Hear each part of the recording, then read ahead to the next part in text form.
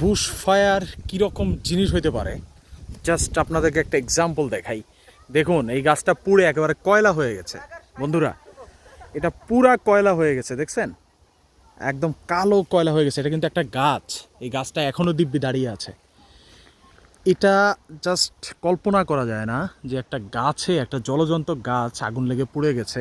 শুধু একটা না, এরকম অগণিত গাছ এইখানে আছে এবং অধিকাংশ গাছেরই এভাবে একদম কালো হয়ে গেছে, সব পুড়ে তারপরেও দাঁড়িয়ে আছে এভাবে। খুবই অদ্ভুত। আর সব থেকে ইন্টারেস্টিং জিনিস কি, বাংলাদেশ যদি এটা হতো তাহলে এই গাছগুলো আমার মনে হয় এখান থেকে কেটে কেটে নিয়ে চলে যেত অসাধুরা, অনেক আগেই এগুলো নিয়ে চলে যেত এবং এত গাছ এখানে থাকতো না। তবে এইখানে এই গাছগুলো পুড়ে গেছে, কিন্তু কেউ এখানে আসবে না, কখনো এগুলো নিবে না।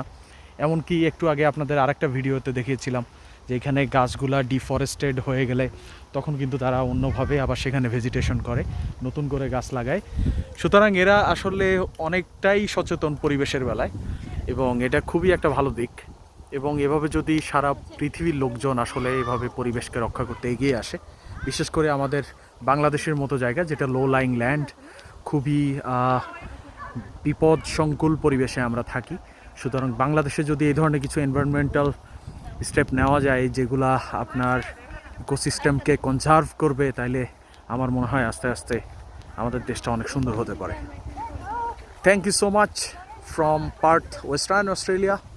This is MD Shahin Hossain Shubho. See you in another videos. Thank you.